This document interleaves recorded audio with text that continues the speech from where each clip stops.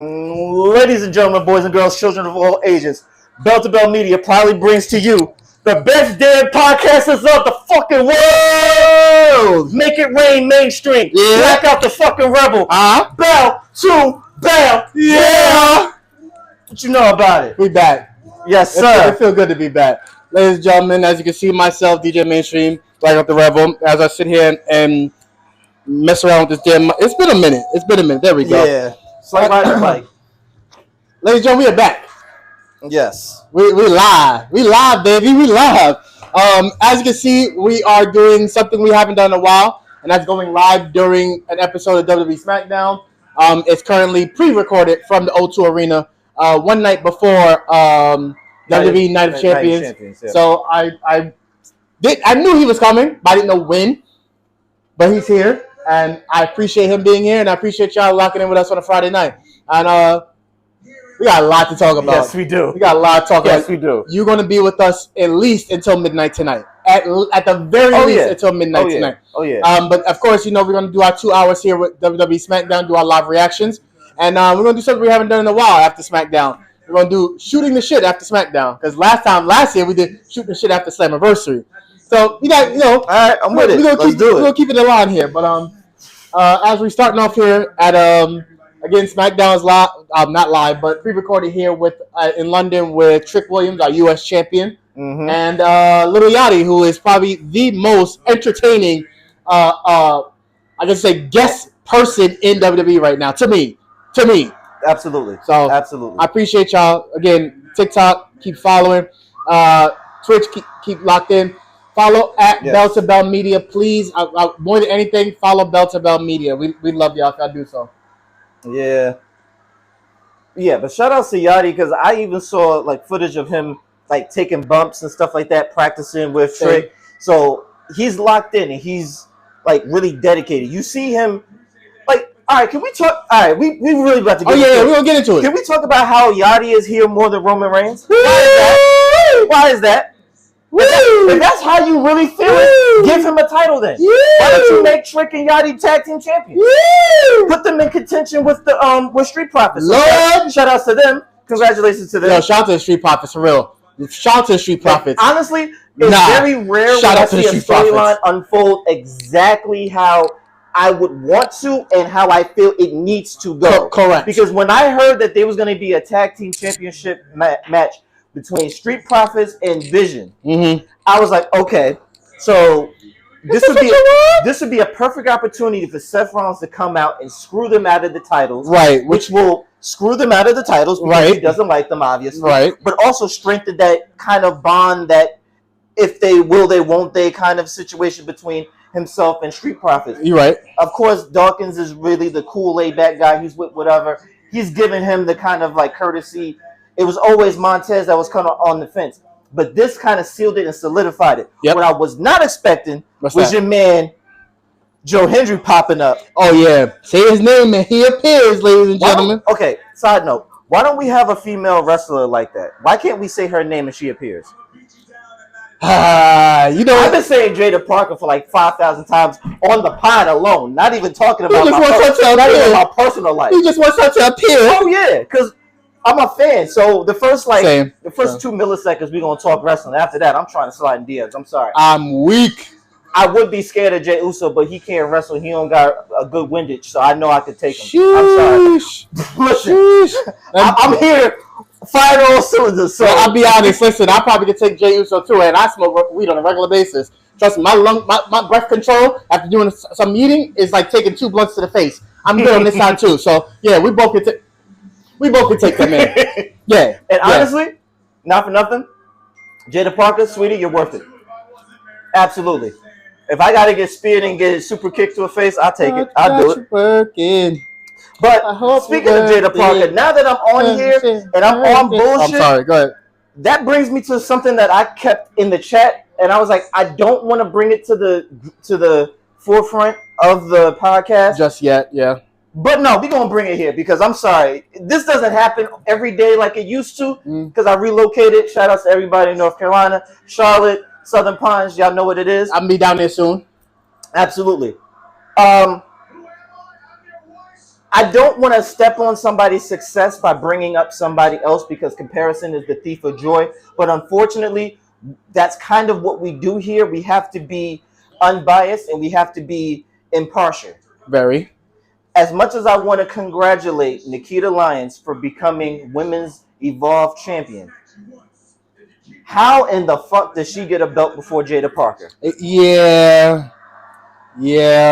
Once again, now let me be clear. He's on to something here. Let's be clear. Yeah. I have seen improvement. I've seen progress with Nikita Lyons. Same.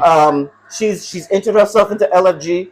She's very she's like a sponge. She's very absorbing of information from Booker T and the other people. So it looks like she's working on craft. That match with her and Wendy Chu was a good match. It was a good match. That should have been the main event. And I should tell y'all something because I don't watch Evolve. I stopped watching Evolve the moment they called up Shawn Legacy, Callie Armstrong, Kendall Angle, I mean. But ever since they called them three up, I've stopped watching Evolve. I love Wendy Chu.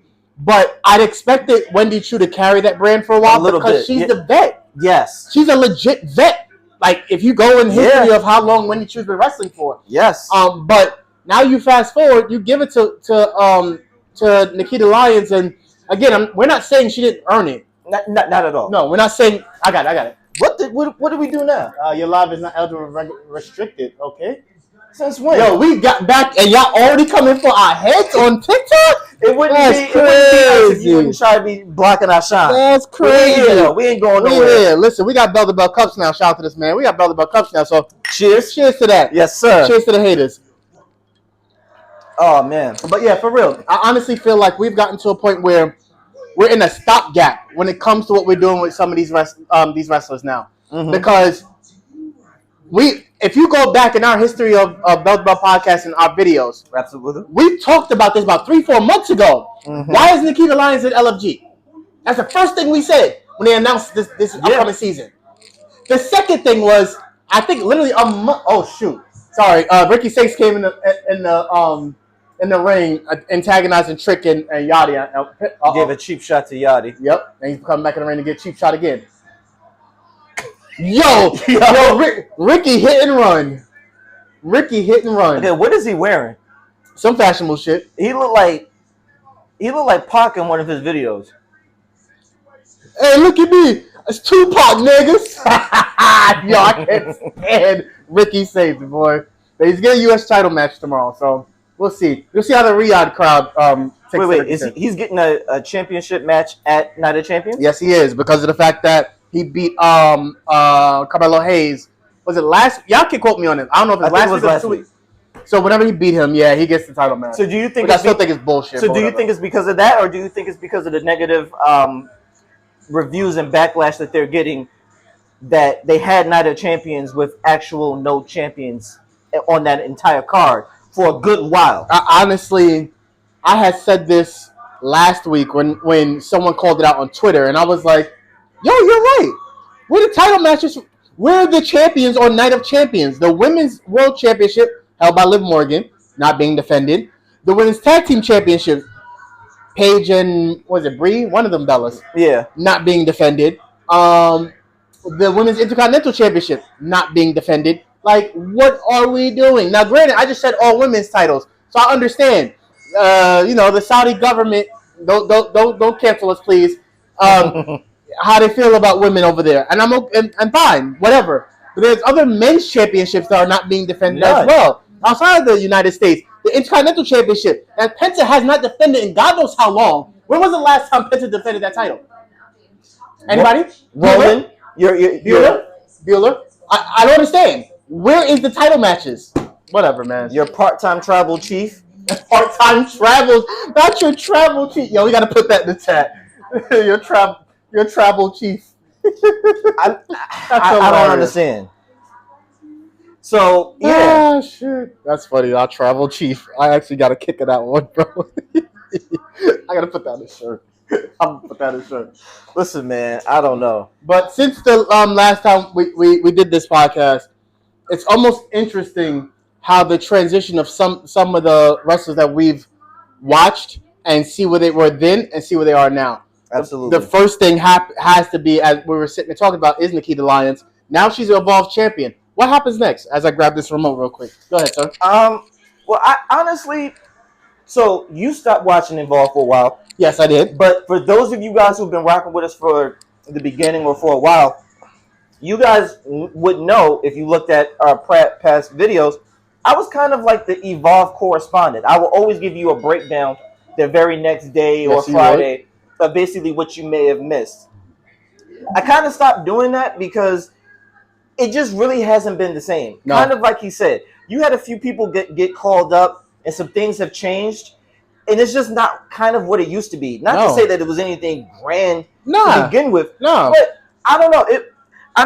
We're never going to knock good raps. We're here for good wrestling. And that's what, honestly, Evolve was giving for a while. Yeah. But now Evolve has a very small roster. So that's already a big problem. Right. It doesn't have to be. Because it gives you the opportunity to make everybody become a superstar. It's not that hard. It's not like you're dealing with a Raw SmackDown scenario where you have so many talent and you got to figure out how to squeeze them into a certain segment. Right. So with that being said, I feel like a lot of the people who got butchered and got cut, that kind of added to me why I didn't want to do it. And then it was also just very convoluted. Like you would see Evolve people on NXT, NXT people going to LFG. Evolve people going to LFG, LFG people going to NXT. Like it's just at this point there is no concise playing hot potato. Yeah, it's no structure. And honestly, that says a lot about WWE in itself. If you really put it in perspective, when the last time WWE had any type of structure? Let's be honest. I think. Yeah, you let me know, because, Well, this is probably back. This is more so when you were actively watching. This is when I stepped out. But I think when there was actually a feud and a cut down the middle difference between Raw, not even Raw and SmackDown, Raw versus SmackDown. Okay. I think when you had that, I think that's when it was very clear cut. Like, nigga, you with this side or you gonna get rolled on. Right, pretty much. And I think I would say maybe more.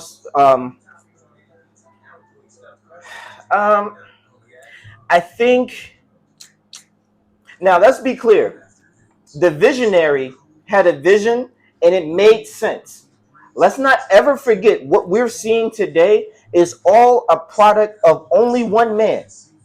Yep. Seth freaking Rollins. Yep. If it wasn't for Seth Rollins coming back to NXT to give the head nod to Carmelo Hayes. Right. That was the first time we've really seen anybody who was called up come back and show love. After that, the floodgates was open. We saw The Undertaker come back and give a head nod to Carmelo. We started to see all types of people. We see Chelsea Green.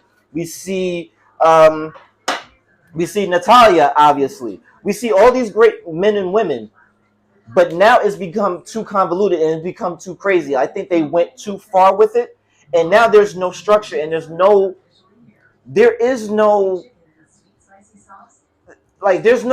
nobody to actually govern anything. And that's unfortunate because it shouldn't be like that. No. And honestly, I think what would be necessary, and I think that's kind of what you were alluding to with Wendy Chu, was if you take every single roster, there's always, well, if we're talking women, I'm just saying women just women right now. If you take every single roster in women, there's somebody there to anchor, bring some stability, to be that Undertaker, if you will, in the locker room, to be the leader, and to put over the new people. Right. On Raw, you got Becky Lynch. Right. On SmackDown, you got Chelsea Green. True. On NXT, you got Natalya. Mm-hmm. Who do you have on Evolve? It would have been Wendy Chu if you would have pushed her like we thought.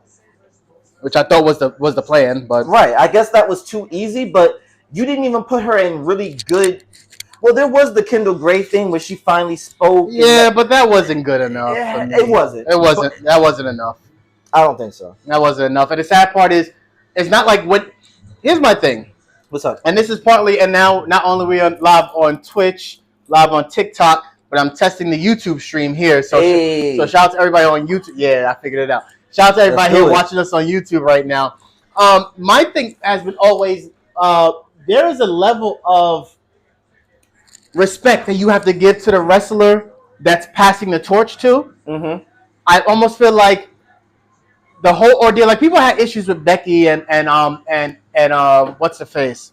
Becky and oh my god, Maxine Dupree and that whole storyline. But I loved it. I loved it. I actually loved it because the end result. My thing is, if you're gonna do booking, have booking that makes sense that leads to something else. Perfect example. I don't know if you watched last week's Raw or this week's Raw. I don't care how anybody feels. Maxine Dupree was right. Oh yeah. She was right. Yeah. Because Chad Gable was an asshole. Yes. We all watched him be an asshole. Yes. We all watched Maxine take the brunt of a lot of that crap. Mm-hmm. There were people on Twitter was like, yo, I can't wait till Maxine slap the shit out of Chad Gable. And she could have on Friday.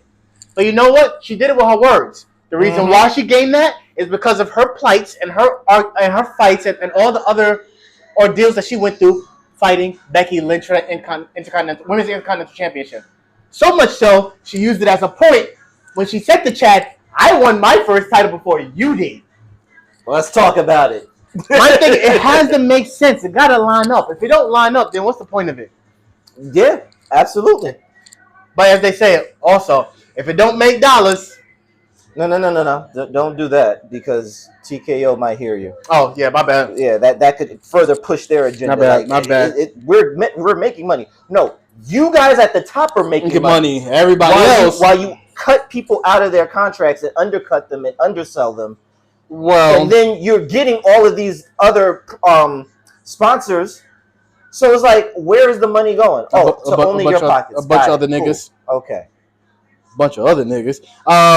While we're sitting on the pod right now, in the ring, it's Michin and B-Fab against the most random tag team of Tiffany Stratton and Alexa Bliss, which I understand because Jade Cargill attacked Charlotte last week. Yeah, so it's a build-up. But as we're sitting here watching this on SmackDown, I have some breaking news for you, sir. What's up? Literally broken by my good friend John over at Dirt Sheet Radio. Breaking. Fightful reports WWE is planning to sign... Who do you think? Is it an AEW person? No. Is it a House of Glory person? Yes. Yo, if y'all saw Blackout's face just now. Because alright. Woo! Oh, Zilla. Yep. Yeah. Ladies and gentlemen, Fightful reports WWE is planning to sign Zilla Fatu if he hasn't already put pen to paper. The latest report states that while there has long... emphasis on long rumors because that man's been talking about being in WWE for the longest. Been rumors about the company being interested in the son of Umaga. This interest developed recently. Fatu was reportedly in the Performance Center undergoing the process to sign with the company. Wow. This is so bittersweet. It is bittersweet. I know what you're going to go with this. It is bittersweet. Because, I mean, from somebody who watched Zilla right there at Amazura, facts. He is a beast. He's extremely natural. Everything's fluent. Good facial expressions. Knows how to move.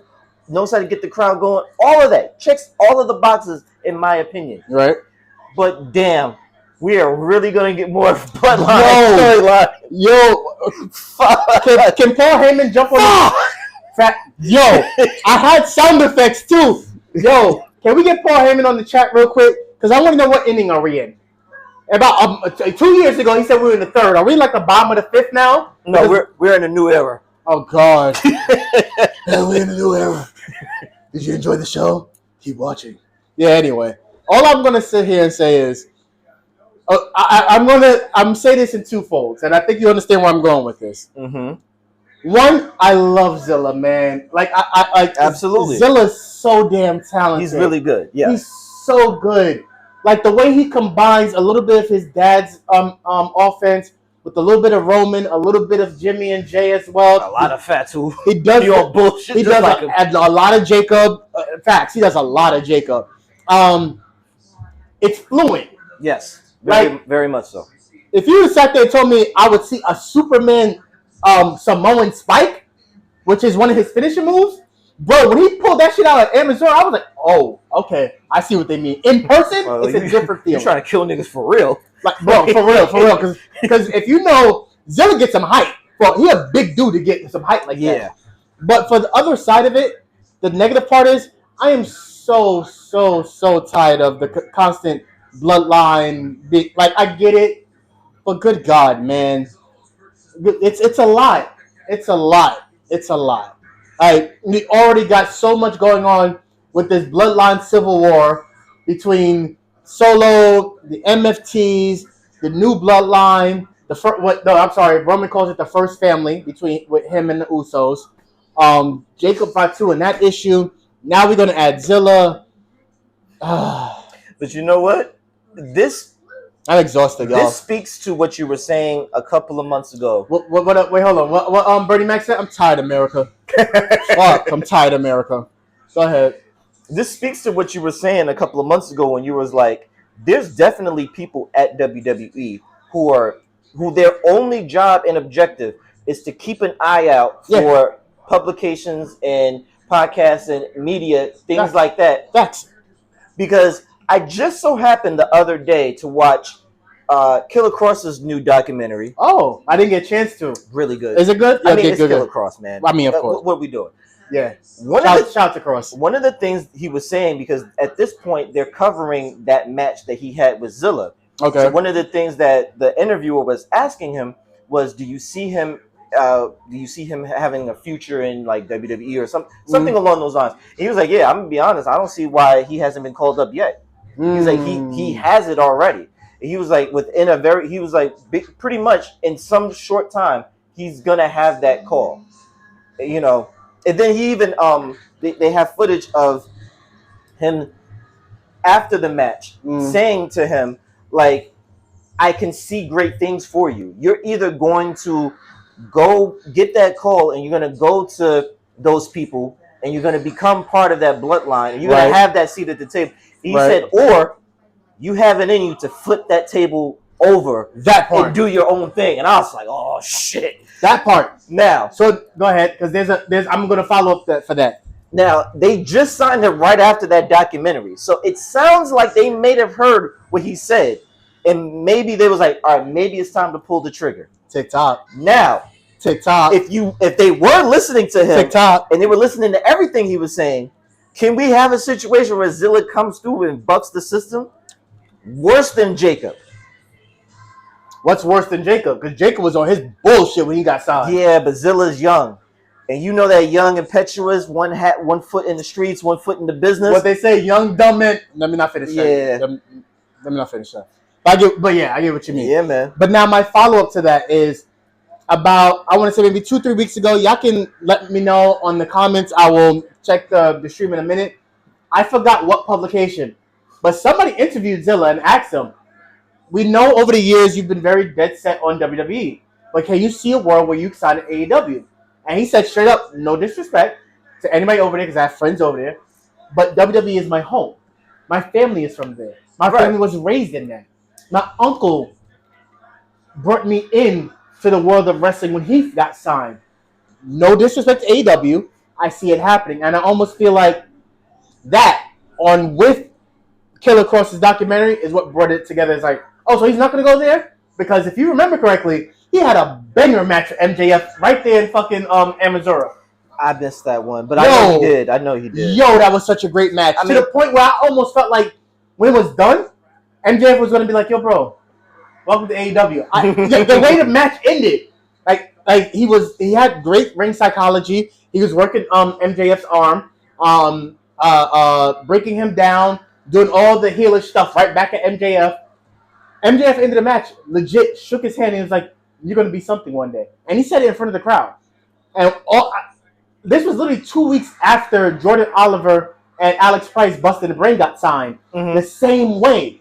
So I'm looking at this pay-per-view, I'm like, is Zilla about to go to AEW? And I almost feel that was the kickstart to be like, you know what? He's not going there? Cool.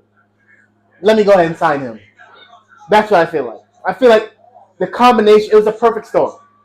That interview, Cross's documentary, sure, let's do it. I'm with that. Now, had this have been the 90s... Oh, that was fire, B-Fab. That's not bad. Now, had this have been the 90s, Do you think it would have been possible for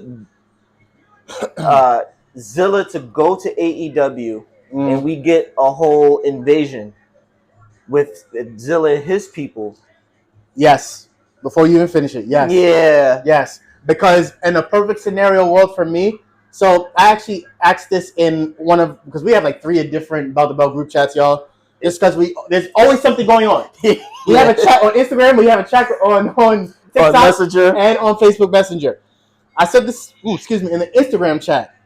I had said, there's a chance that Enzo Amore, I asked our correspondent Leak, is there a chance Enzo Amore could go back to WWE? And he was like, it depends. Oh, damn, Chelsea? Yes. That's my girl right there. Chelsea on some book. Uh-oh. Yo, Chelsea has such great comedic timing, bro. Because that looked real. It did. Apparently that had to be.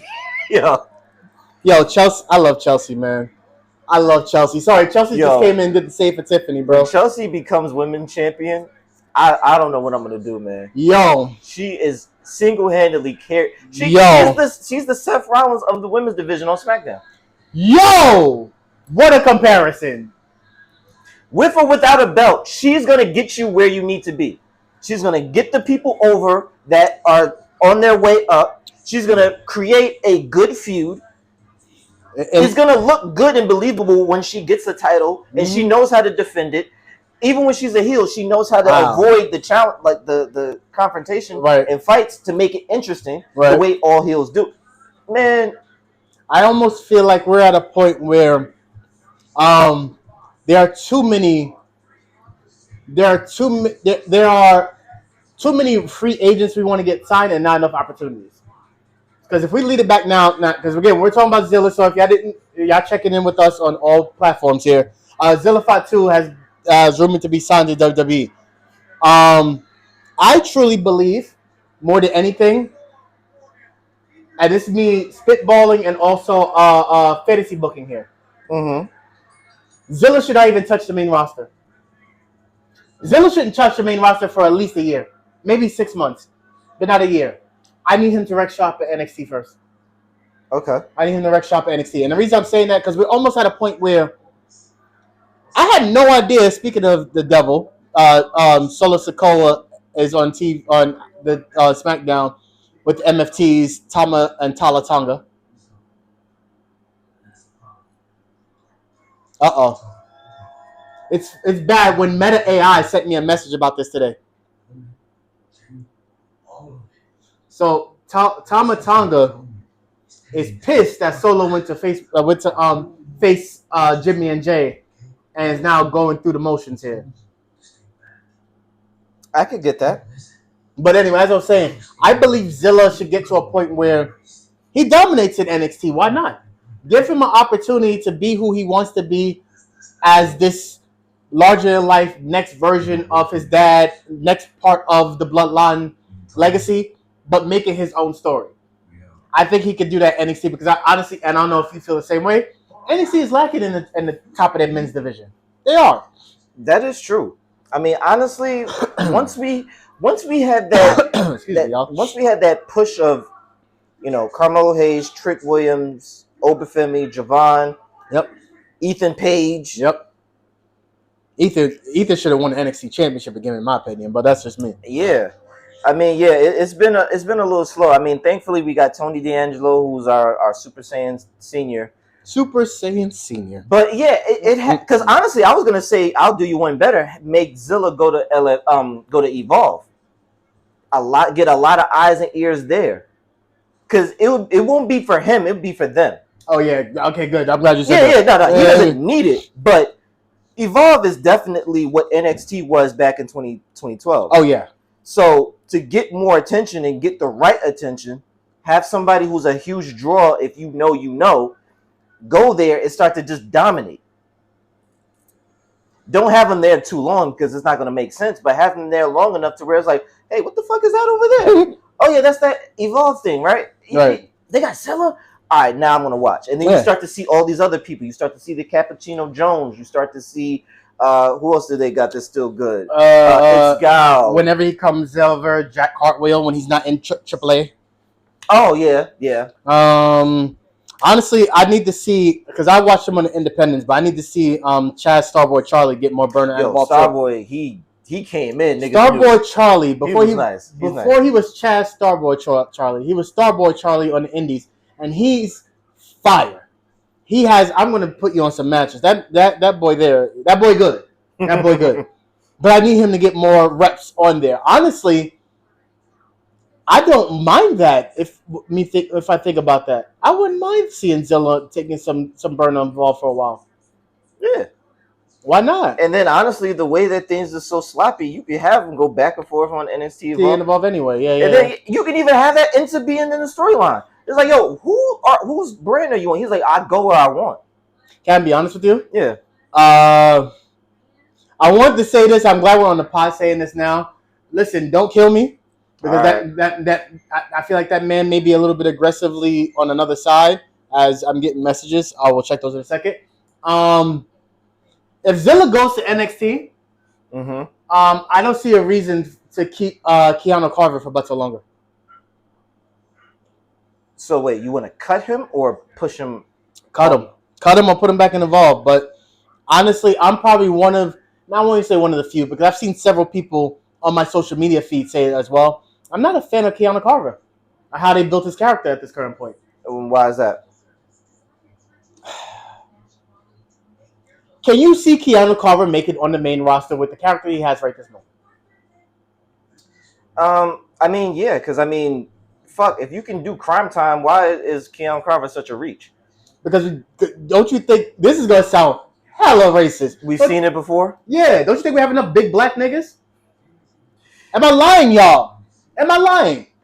Like, Keanu Carver is basically a less heritage version of Obafemi, a less agile and swaggy version of Angelo Dawkins. I'm going with niggas here. I'm not even deviating to another color. He's a bit. No, am I wrong? Nah, I'm gonna let you cook. Okay, because I want to make sure I'm not wrong here. My thing is, even in NXT alone, outside of his aggressive nature of a character, that is the only thing that's making Keanu Carver stand out.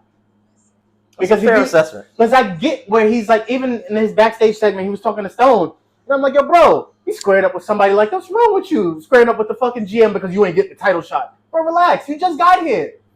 You just got here. You haven't even built your name up enough. You're basically what Shaquan Sugars was saying about Deion Lennox. Nigga, chill the fuck out. It's the same energy. You some D1 nigga that came from the streets that got a chance because Shawn Michaels liked you. Cool. Shawn Michaels likes a lot of people. You don't see Jada Parker getting that push. Well, we know why. That part. So my honest opinion is Keanu has the shape, the build, the body. Cool. Pause. But he doesn't have the character for me to stay in NXT. Versus a Zilla Fatu, who's pretty much the same thing, just Samoan and light skin, is the same thing as Keanu Carver. Only difference is he has a character. He has, and it sucks because it's not like Keanu Carver has anybody related to, but that's the son of Umaga. I'm eventually waiting for him, Zilla, to do the half face paint like Umaga did. Mm-hmm. I want him to do the grills with the finger wrapped up like he does. I want all of that in NXT with Keanu gone. I don't think it works. I'm sorry. I really don't think it works. But continue. I don't know. There's a part of me that really feel like he should be one of the ones that stayed involved. Honestly, Keanu Carver should have been men's Evolved champion before he got called up to NXT. I definitely said that. When I first saw Keanu Carver, I knew, I was like, it's either a toss-up between him or Harlem Lewis that one of those two gentlemen should be able to become champion. You're agreed? But, yeah, no, I definitely see what you're saying. Yeah, okay, Jade. And at this point, you try to change his character now, it's going to look weird. Exactly. And that's where I'm stuck at, because I almost feel like somebody in creative was watching way too many Kimbo Slice videos and decide, there's my nigga right there. And they gave him the black shorts, black shoes, black. They said while they had a do-rag on. Come on, bro. What are we doing here? What are we doing? This is worse than Vince when he was a do-rag Vince. Like, what are we doing? Nah, man, I don't feel like Keanu Carver needs... Again, I'm not knocking him for wanting to be a wrestler. I'm not knocking him for being somewhat okay. He's not the greatest, but when you do a lot of power moves and a lot of slams, you're just a ragdoll for the person, a la Obafemi. Hence my point. A Keanu Carter character does not work anywhere close to where it could be in the main roster. I just don't see it. Sorry, I don't. Yeah, I get it. I hear you. But Zilla's going to be great.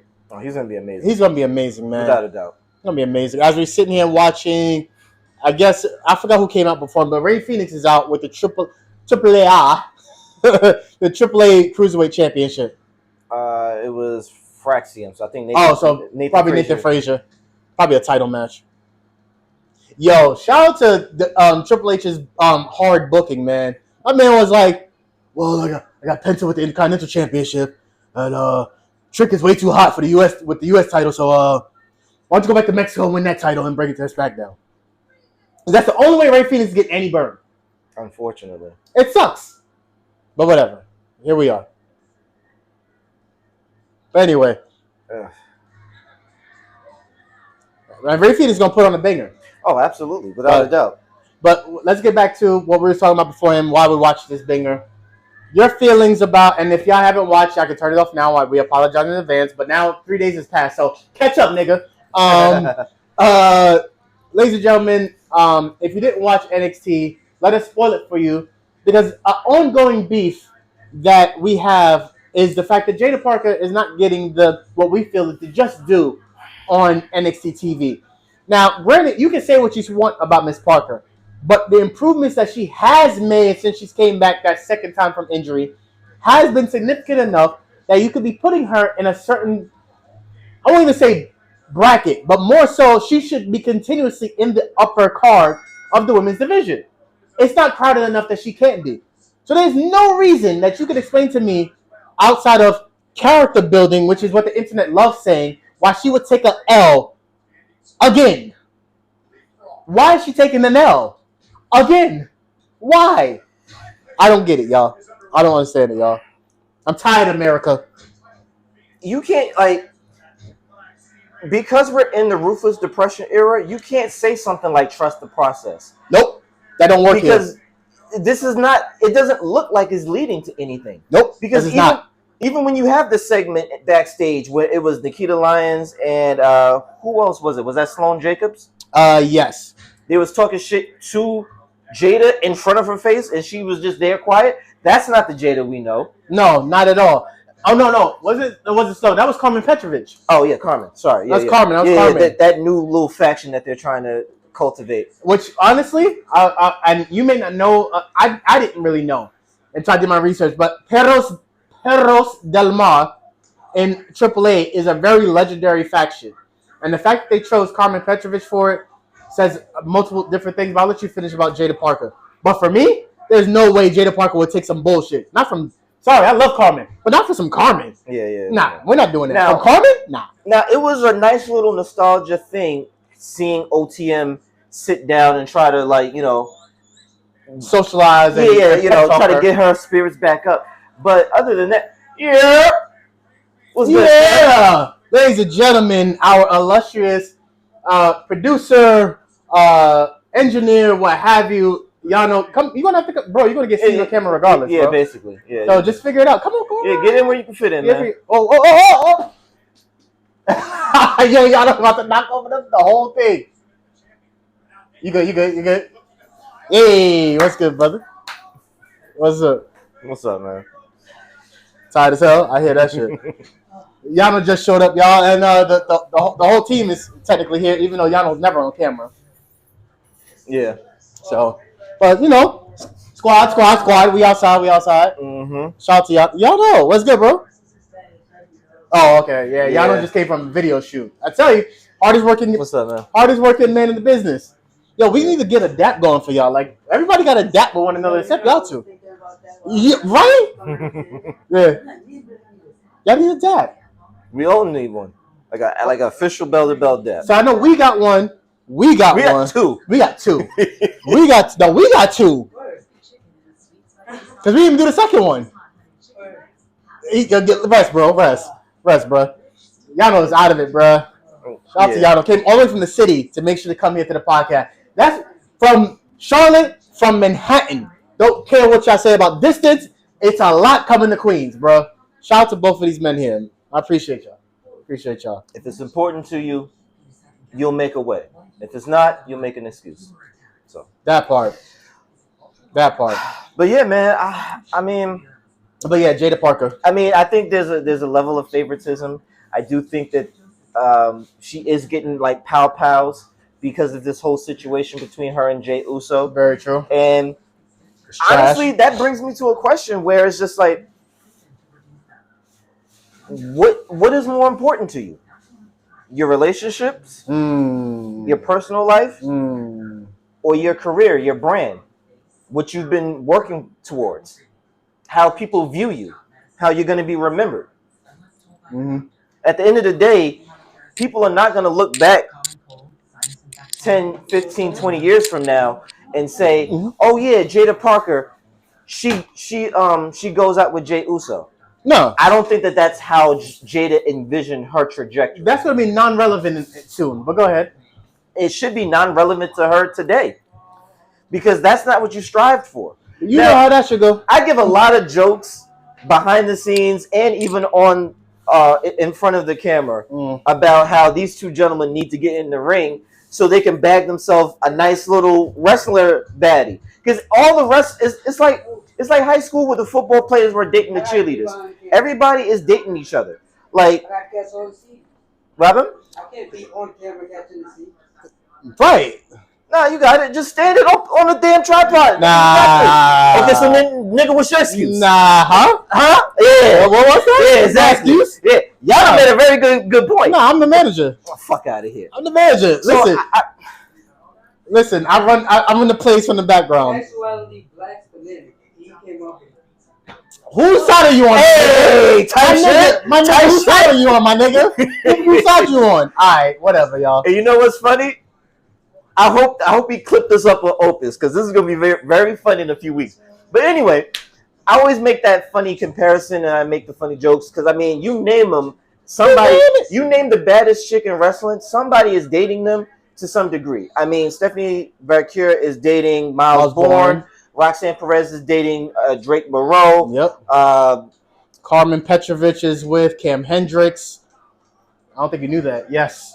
I thought he was with somebody else. No, that is Carmen Petrovich's man. Wow. That's Carmen's man. I could have swore it was somebody else. Nope, that is Carmen's man. Well, I mean, yeah, shout out to her because she's very attractive. And then there's Izzy Dame who went from Braun Breaker to somebody else. I forgot who she's with now. Okay. Yeah. And then I forgot who Braun is with now. I don't keep up with this stuff. Y'all on social media keeps me updated, and I share to this man who then relays it back to us that me and y'all need to start wrestling because our asses are single. It ain't happening. But I digress. Even if you was in a relationship, I think she would have to understand. Depending on the chick, you gotta let it go. Nigga, all right. Yeah, all right, fam.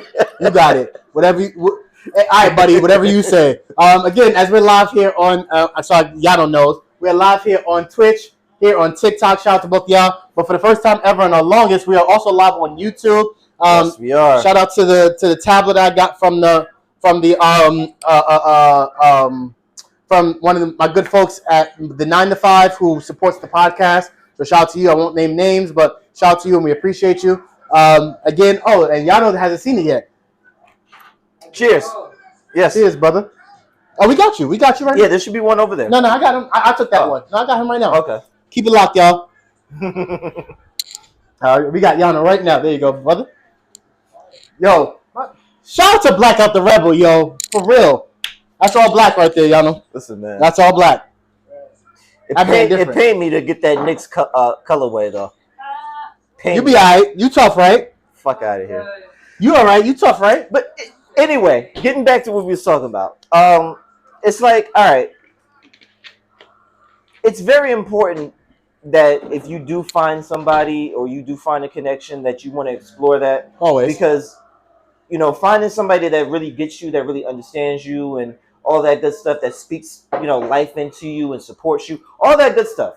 Not saying that that's the case between these two people, but that could be it.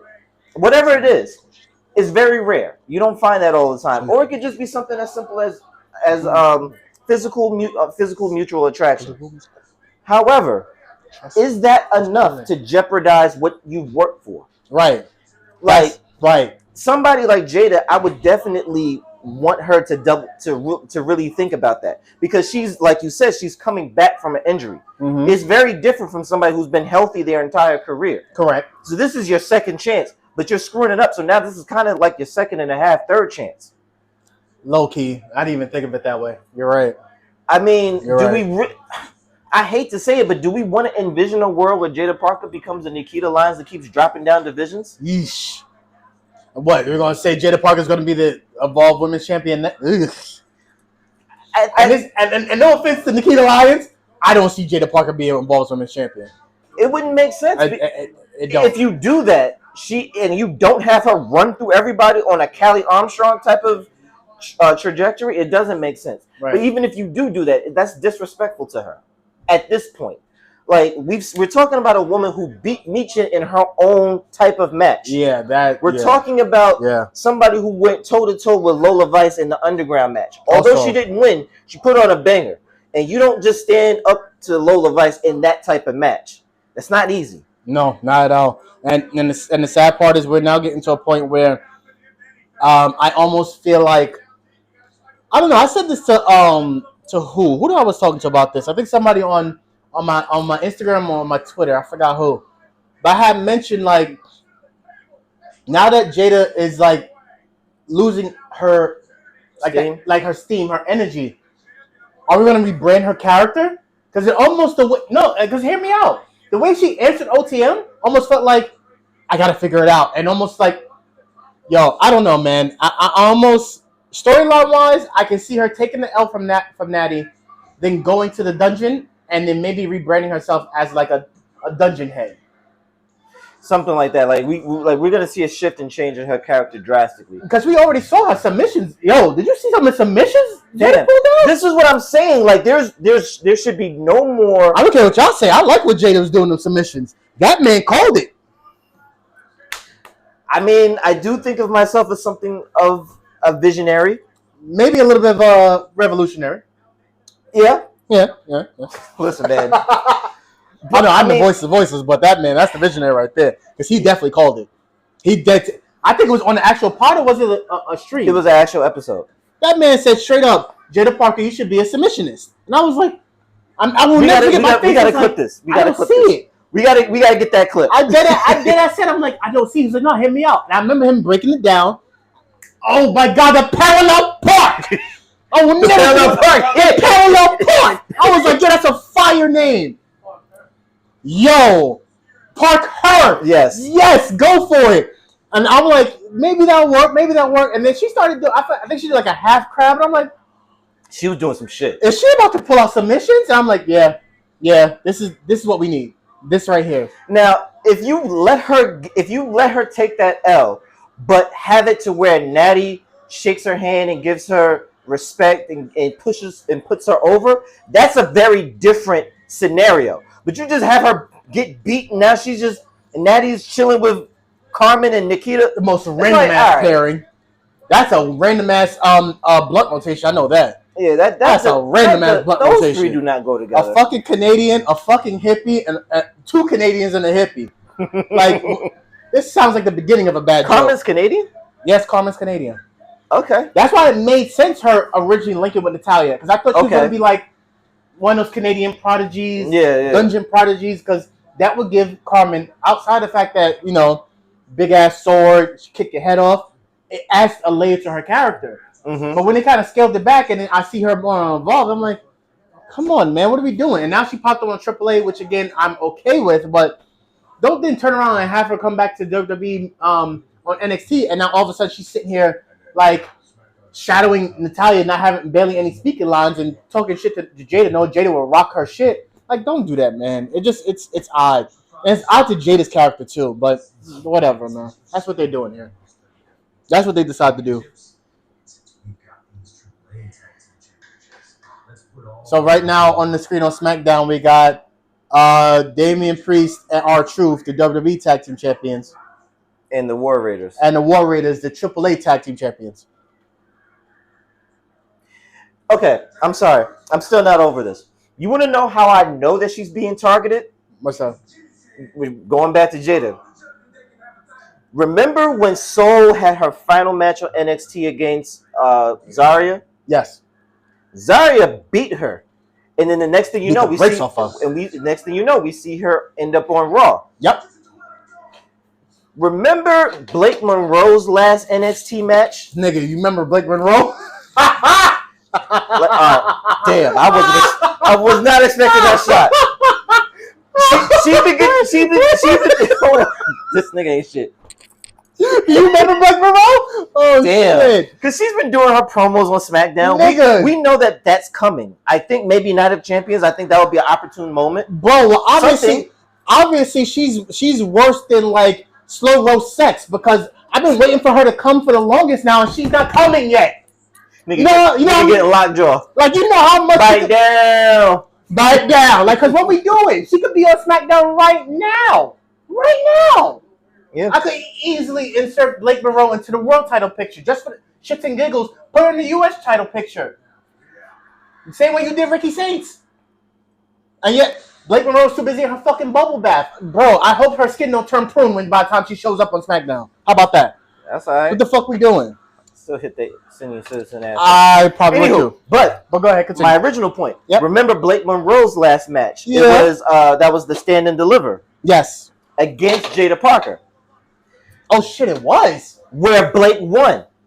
And then goes on to SmackDown. Oh yeah, I see what you're saying. Wouldn't it make sense if Jada got that fucking win since she's going to be staying her ass right here? Yes. There is something going on here. Yeah. Because you can't all of that Jada Parker hatred. He's right. It shouldn't make sense anymore because she's obviously improved. Yep. Anybody who could stand toe to toe in a ring with Natalya and do the things that she was able to do in the short amount of time that Jada has been wrestling, you're talking about somebody who's going to have a 20-year anniversary next year in WWE. Shout out to Natalya, man. We're talking about a woman who's broken multiple Guinness World Records. Facts. She has the most wins, I think, on SmackDown and Raw as like a woman in all her tenure. Yes. So it was a lot of different stats that that were posted. She is currently a 4-time Guinness World Record holder. Four time.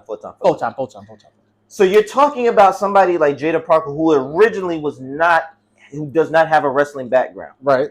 Standing toe to toe with this woman. And Jada Parker's not even 5 years into wrestling? Damn, that's a good I don't think question. So. If her debut, which was back in 2023? I think so, or 22. Hold on, I'll check right now. It's between 22. I remember that day. I saw that lineup and I saw that black girl. I was like, I don't know who the fuck she is, but that's wife right there. She just don't know it yet. But you're talking about a woman let's just even give her maybe 2 or 3 years before she even got to that point on NXT. 2023, losing her first singles match against your baby, Kaden Carter. Oh, yeah. Oh, wait. Oh, okay. March 25th, 2023. Oh, yo, March 25th, 2023. So you're telling me 24, 25, 26. Okay, yeah, she's only been here 4 years, brother. Somebody standing toe-to-toe with somebody with the likes of Natalya, you can only expect Natalya to beat ass. Cool. But the way it was done is how you make somebody lose. You can't just keep giving a person L over and over again and then try to figure out why people don't come out to see them and don't bring them up anymore, why they're not in topic of conversations. Like eventually it's going to be like we're going to get the Killer Cross effect. Yep. Thank you. I'm glad you said that. Thank you. Eventually I think it's going to be better off if Jada goes elsewhere. Thank you. That's exactly what I was about to say. Because honestly, granted, yes, I get what y'all gonna get on us till we're blue in the face about the fact that Jada Parker's only been there, because I just proved that point. She's only been there in NXT for 3 years, wrestling for 4, because it says she started in 2022 in the PC. Mm-hmm. Cool, I understand that, but it is on y'all, WWE, for the way y'all pushed her at the forefront as a babyface. Why we feel the way we do. Because if you put it in perspective, hold on real quick. Let me cook. Look at Kalani Jordan. They sat there and shitted on our girl Lonnie. Oh, she don't have no character. Then she became a bitch. Oh, she still don't have no character. No, she has a character. No, she's a bitch. She has great character. She cannot stand y'all. Yep. But it's good enough to get her a point where she's back into NXT Women's title contention. It gave her enough energy to be the first NXT Women's North American champion. I said it then. I'll say it again. The moment Kalani Jordan lost the NXT Women's Championship, NXT North American Women's Championship, it shouldn't have been to anybody else but Jada Parker. Because that's what that type. If you go to the same lineage as the Men's North American Championship, it's always those people who have the early rise before the NXT Championship, but they have proved something not only if to the crowd being the babyface, but being an asshole as a heel. Look at every Men's North American Championship and tell me I'm wrong. I thought they were doing the same thing with the women's version. What happened? I don't know. I feel like we've gone off the wayside. And in turn, that's affected Jada Parker. But that's the thing, though. I think the issue is bigger than Jada Parker. It's just that we rally behind her because we see the potential, we see the work ethic, we see the improvement, we see the growth, we see the likability, we see the originality, we see all these great things. But sadly, this industry, it's not even a WWE thing. No, it's not to at all. some degree. No, this industry does not like female wrestlers. Nope. Well, actually, no. No. Let me not give too much Run that credit back, to that. This is a WWE thing. Yes. Okay. Thank you. Because I swear to God, I just saw what's that other publication? What's that other thing? AEW. Yeah. I just saw Red Velvet go against Queen Aminata. I just saw Maya World go against. Yano. Who did she go against? Maya World just went against. That was. Oh my goodness. Athena. Athena, yes, Athena, and then Mercedes Moné. She came out. Yeah. I see Marina Shafir. Shout out to Marina Shafir. Oh my God. When she's healthy, I see Cornbread. Willow Nightingale. Tony Storm. Chris Statlander. Chris Statlander. So I see the potential how it can be done properly, but I really feel like they just do not care about their women. It shows with Jada Parker. It shows with Bayley. It shows with Chelsea Green. Oof. It shows with Liv Morgan not defending that title because they're trying to hold it so that Stephanie can come back. For whatever reason, I don't know. No disrespect to Stephanie. She's an exceptional wrestler. There is none. No feeling towards Stephanie. But can she carry a title and feud? That's the problem. If it's not somebody like Liv Morgan, can that actually be a thing? Right. And because it's easy when Liv Morgan. I'm sorry. Hold on, y'all. Because TikTok trying to mess us up here. Yeah.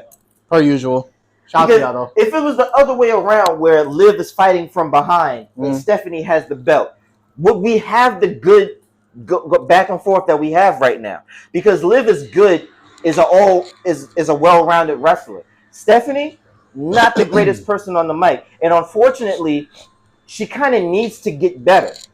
Unfortunately, you can say that she's not that's not her first language. Okay, fine, but it depends on the personality. Why do I say that? Because you have somebody like the genius in the sky, Io Sky. Not her first language, but whenever she is on the mic, it still works because she can give you. She can still get the point across, and then she still goes into her Japanese, and then it just goes off the rails, and she gets real passionate. Stephanie is not always the same. So, no. But, yeah, the women's division is incredibly horrible. I don't know what happened to Jordan Grace.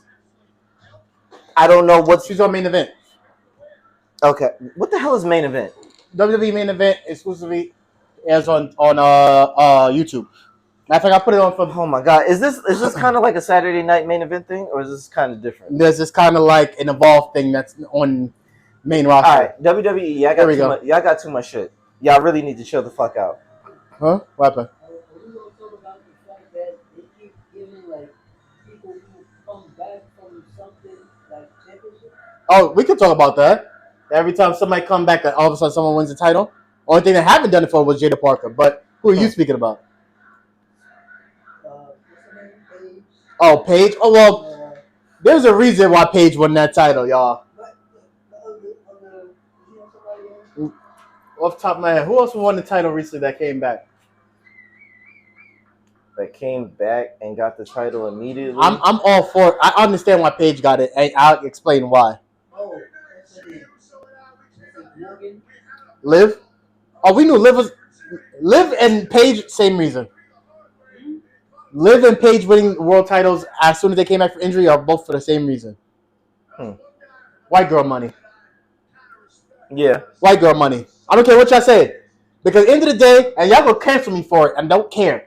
WWE is a low-key, maybe not so low-key, but deep in the roots of their blood is a MAGA company, MAGA. I know what I mean by that. So I'm saying that as in, they're not going to stick with someone of another race for but so long as champion.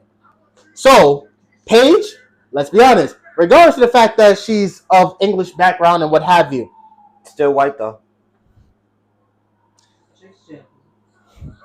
Liv Morgan, that is Triple H's favorite, outside of Rhea Ripley. She already had her title run for a while, but everybody loves them some Liv Morgan.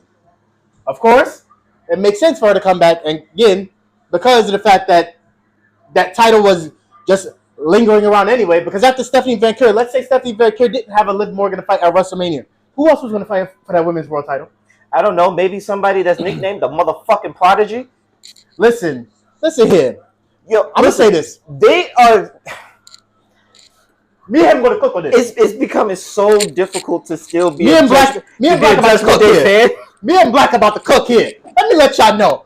Black knows her as Roxanne. I know her as Rox, ROX-C, the youngest Ring of Honor Women's Champion of all time. She is the youngest. Wait. Because you're saying somebody who is a part of Judgment Day, you got to say of all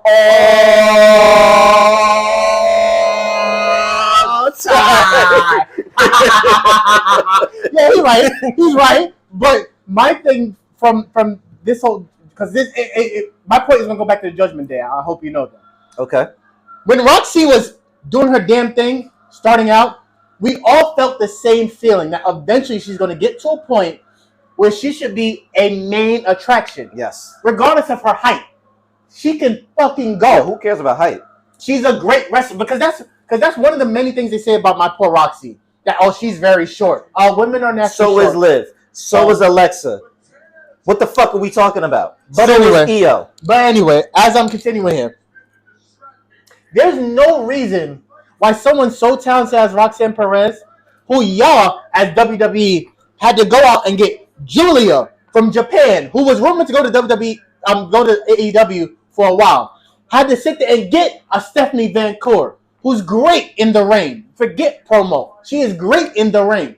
Y'all took those talented women from other places just to fight Roxanne Perez. So that means y'all have investment in her. The problem is y'all let her linger in Judgment Day Hell, and now she's in limbo because now, the way I saw it, I thought she was going to have an issue with Lloyd coming back, all of a sudden be women's champion. Bitch, you haven't been here. I should be women's world champion. Let you and Raquel be tag team champions now. It's my turn. And unfortunately, y'all haven't done that. That's a problem. It's a very, very either slow or just ridiculously incompetent build with Judgment Day. However, I give it Night of Champions. If not SummerSlam at the latest, we're gonna see something happen between. At the Judgment Day? Yes, because if you guys look back at my video, okay, my video came out.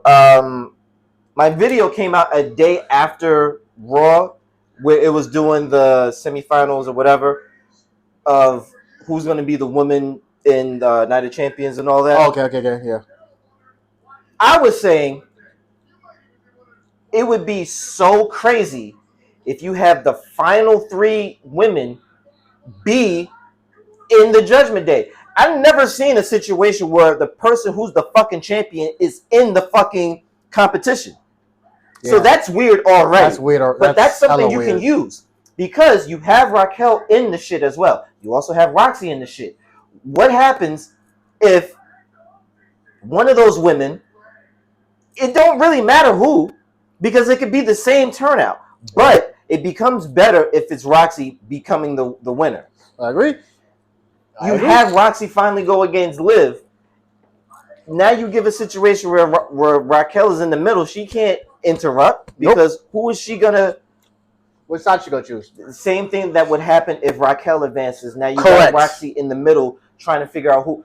But we all know that she has been slighted. There's been something going on that she hasn't been able to speak up about and say since Liv has come back. We've seen the situation, and we know for a fact that Finn was the person that brought Roxy in, and now he's been kicked out. We never really got a full explanation of how she feels about that. You have so much to build with and do there, but you don't fucking care, because I don't know for what reason y'all love dick so much, but when it comes to women, y'all just don't know what to do. Like, it's just so, I don't know. Like, she's a woman. We don't know what their storylines are like. It's the same thing as niggas, man. It's the same thing. Same it's niggas. Not, Same niggas. Same thing as men. Like, it's not that fucking hard. Oh shit, that's funny. That's like, hilarious. What other reason would you have 3 people in the same faction not go against each other? Honestly, it just, and not to say that it's easy because it is, but if y'all not doing anything else with these women, then do that. Yeah. Like, don't all the way, like, this is something that commentary says every time. I don't know if you've probably heard it a million times. Mm-hmm. Every wrestler's dream is to become world champion. So how long are we going to sit here and have Roxanne and Raquel live her dream and they can't live theirs? Roxanne and Raquel have been tag team champions. Neither one of them, especially Raquel, who they propped right up, right next to, and y'all know the picture. Once I say it, y'all know what picture I'm talking about. Y'all remember that picture with Raquel with the NXT Championship? It was Bianca with the Raw Women's Championship, and Rhea Ripley had the SmackDown. They all came together. It was one of the greatest pictures of seeing these three homegrown NXT women have basically women's world championships on their shoulders. Like, it almost signified that you knew Bianca was going to be great. I mean, listen, we all knew Bianca was going to be great. Yes, we knew Rhea Ripley was going to be great. We saw what Rhea was doing. Powerhouse. For me, and I know during his time of watching Late to the Party with the old NXT episodes, nowhere close to that. But yeah. But you see, eventually was like, yo, Raquel Rodriguez has something here. The big Texan thing. Mm-hmm. I wish they stayed with that. The whole that her being from Texas, being someone who's proud of that, and being different from. There's nobody who has stature like fucking Raquel Rodriguez, and yet she's relegated to being the cooler. Not even the heater. You heard what he said. The cooler. That's crazy to me. That's insane. You basically relegated to the bench. They basically get TV minutes. They're like the 12th man. Fuck out of here. That's wild. And since we are talking about women, we have a lot going on. So on the computer, we got SmackDown going on. But right in front of us, we have the TV, to which Mainstream has put on Main Event, so I can see what the fuck this shit is. Because they clearly just want to monopolize all TV, all channels, all the time. Pretty much. What we just got finished watching was Fatal Influence. What the fuck happened to them? So what? We just gotta forget all about them because we got Beef Fad, Meechin, and Jade all over the fucking place? Absolutely the fuck not. Hey, listen, it keeps them hot because they're on TV, quote unquote. That's what they say. No. And you put in the aspect of the fact that you just had JC Jane, who I think only has had one singles match on SmackDown since she's debuted. Just finished beating, who was she wrestling? That was Candice LeRae. Candice LeRae, which understandable. Candice LeRae is in that position now where honestly, she's now currently on our TV being the best wife possible, while also taking L's to JCJ on our TV here. The point I'm trying to make is, going back to his point, y'all hate women. But but on a bigger scale here, there's no reason why a JC Jane is not getting featured. I get it. There's a lot of TV time, but there's a lot of TV time on SmackDown. JC and the Fatal Influence can easily be doing some backstage segment and find to further their storyline, getting JC closer to the Women's Championship. I hear y'all talking about it online. Oh, JC Jane is being positioned. She should have been positioned as a Women's World Champion. Did y'all not see what she did in NXT for how many years? Y'all had niggas clowning her for being a super senior, for God's sakes. But she did her damnedest in NXT. She became JC Two Belts. Facts! And now she's JC not every main woman. event. Come Not on, every bro. woman can say that. No, not at all. But for y'all, it's not enough. And I don't know what the issue is. She checks all the boxes. She's white. That's a non-starter. This is white wrestling entertainment, is it not? I got to quote that. I've never clipped him saying that, but I'm going to clip it today. Oh, speaking of the devil, especially what Yano was talking about just now, Paige is on our screen. Oh, I forgot they're in London. Oh, yeah. So, of course, they have to have her on the tour. But let's not forget, they can't have her wrestling on their pay-per-view, though. Actually, should, Right. because she's the champion. They don't like women because we can even go back to what was that Clash in Italy where they didn't even have Julie on the card, but they were trying to promote her like she was. So it's like y'all use women. So they put her on the SmackDown before. Y'all use women when it's beneficial, and if you've been a fan of us, you go back. That was the first thing that I was worried about, and that's the first thing I said about Stephanie Vaquero. Yes, you did. I was like, I like her. She's a really good wrestler. Devil's Kiss, all that. Booker T hyping her up. Oh. Really good. What happened? JC's facing Paige. Yeah, they On listen. SmackDown. They listen quick, don't Oh. they? They listen quick, don't they? Y'all tapped it. Oh, where's my phone at? Let me get fresh as hell if the feds are watching. Fuck. Like, y'all not listening. Go ahead, my bad, bro. That shit was crazy. We're watching SmackDown for the first time, y'all. That's all. Right. We still, she deserves more, her flowers. Let me say that about JC. So yeah, absolutely, yeah. I think she shut a lot of haters up, and rightfully so. I can understand the hesitance to be behind her because you're talking about somebody who's coming off the heels of Mandy Rose. God, so that's not easy. Not easy. Granted, she was able to capitalize off that feud between her and Gigi Dolan, which I still think was bullshit. Gigi should have got put over for that. But whatever. She's doing better as Priscilla Kelly. And Priscilla Kelly is running the world right alongside another one, Shotzi Blackheart. Talk about it. Congrats, Shotzi Blackheart, for winning the MLW Women's Champion. Yeah. Shout out to yo. Mind you, let me let y'all know on this real quick. Go back on our videos. We haven't done this one-on-one in 3 months, and just like that, man, you can't knock talent and chemistry, bro. Can't knock talent and chemistry. But yeah, shout out to Shotzi Blackheart, man. Mm-hmm. Well deserved. Well fucking deserved. I really thought she was gonna end up in AEW for a while too. I don't know. Speaking of AEW, damn. Okay. Maybe Ring of Honor, but what's going on with Lacey Lane? She's been in Ring of Honor. She's still getting her burn there. She had a great match with Queen Aminata 2 weeks ago. That didn't get featured. You got to log into the Ring of Honor, bro. All right. You got to. It's a lot. Nigga, it's a lot. Yo, listen. I'm gonna tell y'all. Listen, for those who watch #WatchROH, y'all understand. A Ring of Honor is easy listening kind of wrestling. Because it's just wrestling. There's no storyline, right? There's storylines there, but not as much as you've watched AEW, Dynamite or Collision, or WWE, SmackDown or Raw. It's like, best way I compare it, you see how you're just discovering main event? That's Ring of Honor. Okay.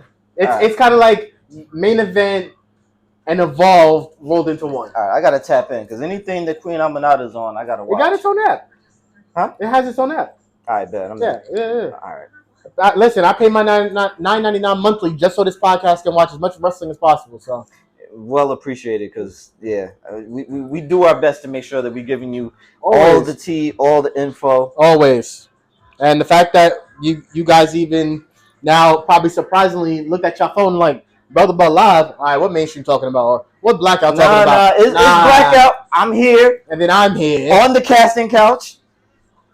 You gotta stop calling it that. You gotta stop making women try out. Don't even finish that. This nigga here. Yo, wait till we go outside, and I gotta do a closeout, and I gotta introduce everybody. Listen, man, I've been working on my stuff. Yeah, man. Listen, when y'all don't see us go live or post videos, and you see this man's face more than anything because I've been doing behind the scenes stuff, which we'll talk about in the shooting the shit episode after this. Legit, it's not the fact that we're not like I had someone say the other day. I was like, "Oh, y'all not doing enough podcasts together." I'm like, "Listen, there's enough wrestling going around. If we feel the motivation like this man has for the past 2 weeks to speak on something, we will. If we don't, we don't. But it's not like the content ain't still churning out. Like, check our Instagram. We have stuff, as we said, just like what? Yes, did you post something yesterday? Nah, I don't think it was yesterday. Maybe I think the day before or something like that. But even then, now leading into this big pay-per-view weekend, which I don't know if you realized. Well, we got 4 PLEs? Yes. Yeah.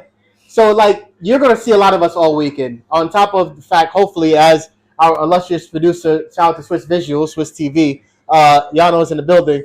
We're recording the pod, the season finale this weekend, right? Yeah. I got to get in touch with such and such to try to, actually finagle that. Yeah. Well, that's the other thing. Are we shooting for Saturday or Sunday? We can shoot. If we do anything, it has to be for the night though. Okay. Because this whole weekend, shout outs to my mom. That's the reason why I'm up here. She is celebrating her 70th birthday tomorrow. God bless. So Mama Black is she does not 70. look it. She still looks 40 something. So that's a fact. This is really happy weekend for me. So I get to pod again. I get to celebrate my mom. I'm back in New York. So back outside. Yeah, but if anything we do, I'm good all night. Good. Pause. Hey yo. But the good part is I said after this, since now he's here when now they've switched the format over, so SmackDown's now 2 hours again because after this Braun Strowman's show, which I got my mom into. Oh, nice. Yeah, because well, listen, outside of this, again, there's life outside of wrestling. Mm-hmm. Just like there's life outside of the computer screen. Go touch the grass, ladies and gentlemen. That's my PSA from Bell to Bell podcast. Outside of here, I'm a big foodie. I will try something at least once just to get into it. So this past weekend, I went to New Orleans. Shout out to Mama Mainstream, who took care of the flight and everything. Went down there and tried alligator for the first time. Yeah. How was that? Alligator omelet. That shit was bussin'. What? That was bussin'. That sounds alligator omelet. Like words that shouldn't be together. No, it should not, bro. But it was bussin'. And they had alligator bites that look like chicken nuggets, but them shits was the size of jawbreakers, bro. Like huge jaw. But you dip it in like a honey mustard glaze. Oh my god, bro. Oh my god. Yo, someone was giving me a foot massage in my throat. Pause. That's how good it was. Okay. That's how good they were getting the crevices. The way that shit was so damn good. It was really good. I implore anybody, go take a trip to New Orleans. If not for the people, because the people are nice as hell. If not for the music, but Soul Snatcher, she's getting better. She's getting better. Yeah. She's getting better. I think all that nervousness from being on Raw has shaken off. Shaken up a little bit. Yeah. But yeah, I implore you, I go to New Orleans. As we just watched on the main event, Sol Ruka just beat Natty. As she should. Again, which this is live? No, this was main event that recorded God knows when, but dropped on Thursday. Oh, okay. But again, proves the point. Blackout, what is Sol Ruka holding? Which belt is that? Is that that's the Intercontinental, right? Oh yeah. Has Sol Ruka wrestled in Saudi before? No. She has. Oh, she has? Women's Royal Rumble. Oh well, yeah. Technically, yeah. So why can't you take a little bit of hour, just a little bit of hour, of your fucking content of 2 hours of a pre-show to let the women's intercontinental champion who's wrestling in Saudi, who knows how to dress the part, wrestle? That's what I'm saying. It's because y'all don't care enough about women's. I mean, if y'all can't get men's storylines right, I don't know why we thought that women's were going to be any better. I mean, shit, what? Just... He's right, you know. Not even 20 years ago, we were still getting bra and panty matches. Which is crazy. So, I mean, like, how much do y'all really care about women? Wow, that's wild. Fucking Raw, I'm sorry. I didn't mean to cut him off. Raw's going to be in Atlantic City on Monday. Oh, nice. That's wild. Okay, go ahead. I'm sorry. No, it's cool. I mean, yeah. Look at the landscape of just writing in general. We're not even going to talk about women anymore. Let's talk about the men. Yeah. Why is Chad Gable the best thing that happened in Raw last week? This past Monday. That's a fact. Mind you, we got Roman Reigns. We got your tribal chief. We got your man. We got the Yeet Man. We got Jey Uso. Yeet Man is so hilarious, bro. That's the most funniest thing out. Yeet Man. I mean, like what is happening here? What are y'all really doing? And honestly, the Chad Gable thing is not something that y'all planned. Not at all. Because lightning in the bottle. Originally, that whole thing got messed up when Chad got injured, and thankfully, it was your man. What was his name? The one he went against at AAA. Oh, Kaiser. Kaiser, yeah. Yeah. Thanks to him being able to just pick that ball up and carry it to the end zone. My man didn't carry it to the end zone. My man is fucking about to do laps, my guy. Yeah. Listen, can I just say real quick? It's been a while since we pod, so I'm allowed to do this. But I'm just letting y'all know now. Maybe a hot take, maybe not. El Grande Americano should win the AAA Mega Championship, their world title, from Dominic Mysterio whenever they wrestle. Dom should not beat him. I would like that. Dom should not beat him. I would like that. Dom should not beat him. But yeah, I mean, listen, Seth Rollins is always going to be Seth Rollins. To me, he's always going to be... Yes, I'll take that. Thank you. He's always going to be the person that's going to position the ball where it needs to be, and everybody's going to be able to get shine, and he's going to take you to a championship. We see that happening in real time right now with Street Profits. We see that still happening with Vision. Facts. So everything he touches makes sense, and it turns into a great storyline. With that being said, though, someone remind me. What else is going on that makes sense to us? Someone remind me about a case of water. Yeah, I got you. Yeah. Like besides that, what else is making sense? Nothing. Because if you put it in the aspect of what we're currently going through on WWE television, I feel like. So let me go back to what you're saying. Chad Gable. I honestly like what they're trying to do as far as his redemption character and such, because it does make sense for someone now. He's unmasked. Why not get him to tell the truth, reveal himself, what have you? But I think I said this on, of all places, fucking Threads, that has a very interesting wrestling community. Yo, I fucking love Threads. Threads is something else, boy. Not even for the wrestling community. No, for his Love Island community. Yo, they be on some shit. I've seen some of the messages. I'm like, man, do I need to get back into Love Island? Yes, the fuck you do. Because niggas was like going off on people. And I'm like, yo, why? Who hurt y'all? It's only TV. I'll explain to you like this. Go ahead. We're gonna get this Love Island money. Go ahead. Love Island is the SmackDown of all of the toxic relationship reality TV shows. Think about it like that. Okay. It's one of those you love to watch how bad it is.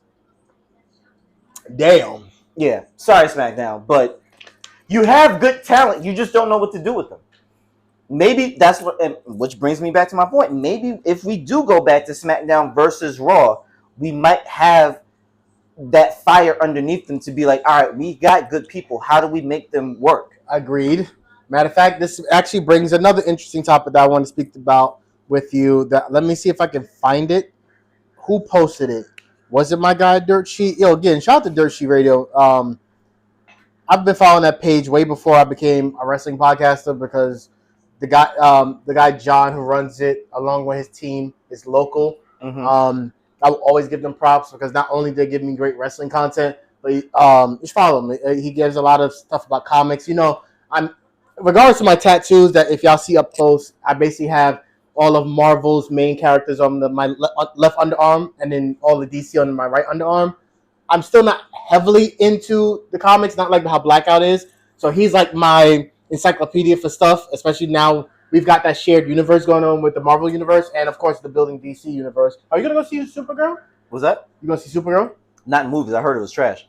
Damn. I learned my lesson from watching Superman. I don't give a fuck what y'all say. Superman was trash to me. I can't agree with you on that, man. I like Superman. I liked Superman. Yeah, fuck that shit. I liked this.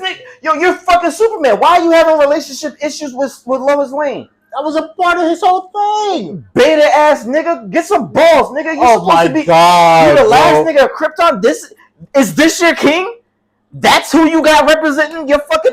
No wonder why y'all niggas got exterminated. Hey, listen, good pussy is good pussy, but that's not Nah, my point here. nah. That's my point. That's not my point here. That's not my point here. That's not my point It's here. good pussy to him because he's an alien. This is the pussy he's never had. Exactly. Now, he's proved my point, didn't he? Now, anyway, that's how It's still trash though. It's still trash. If he would have played the field, kind of like how Love Island needs to explore more and not be so locked in and be clicky. You see how I brought it back? No, he needs to smash more bitches. Batman be smashing bitches, and he's the recluse nigga. He's the I don't need it. I don't need anybody. Meanwhile, he has a bunch of teenagers running around in underwear, and he has been smashing bitches. He smashed his man's daughter. Listen. What are we talking about? For those of you who don't know, he smashed Jim Gordon's daughter. Yeah. On a roof. The fuck is we talking about? Some intimate shit right there. Intimate New York. I'm sorry. Intimate. Nigga in uniform. It's not even like this was Bruce Wayne. Nigga had to take off the cowl to clap cheek. Come on. All right. It's like, what are we doing? We good enough. We said, what are we doing? I was actually trying to look for the post because it was something that was very interesting that currently now retired AJ Styles had put out there. I saw something like that. You may have seen something in regards to it that AJ Styles commented. I didn't know if it was real or not because I don't think it was on Dirt Sheet Radio. It may have been on a random post, but supposedly that AJ Styles would ask on how some changes would have been made if he was like maybe I guess behind the pen or whatever. Mm-hmm. And he was like Survivor Series would go back to more competitive state with brand supremacy and not involving just Raw and SmackDown, but NXT and AAA as well. And I was like, Now that almost gives me thinking back to a point that you constantly make in the group chat. Why haven't we gone back to the thought process of turning, bro? I will still say to this day, the greatest PLE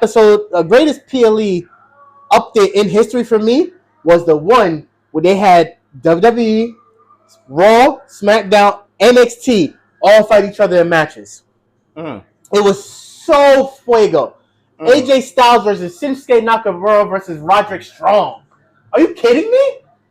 That was a fucking independent wet dream that we were watching in WWE TV. You never thought Vince would allow Roderick Strong vanilla midget ass in WWE, but he did, and he let that match happen, and it was a great match.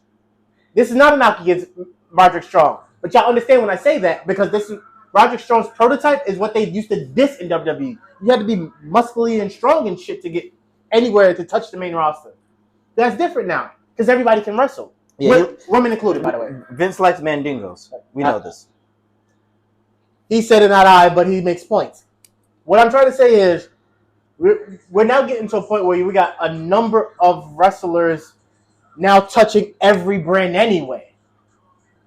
They're already commingling and in the most ridiculous ways. Blackout didn't know about Perros del Mar in AAA, but that's not Bronco Lucian. That's the other one. Oh my god, I'm from OTM. I can't think of his name right now. Oh, Bronco Nima. You didn't know, it's a wrestler named Daga who's been around the wrestling circles for a while. Who looks like he stood like a sore thumb, and y'all would agree with me. It was also Los Garza and Carmen Petrovic. Cool. They looked very, very strong during that episode. I liked what they built there. My problem is, you fast forward, and now you got Los Garza losing to Danhausen. Danhausen on SmackDown television. No! Because if you're going to build them strong in one of your brand, they should be strong on every brand.